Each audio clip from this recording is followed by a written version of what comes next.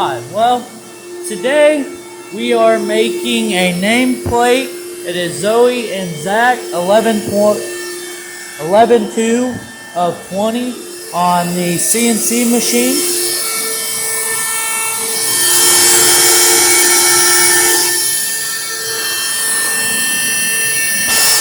We have made a lot of these videos and stuff on the CNC machine.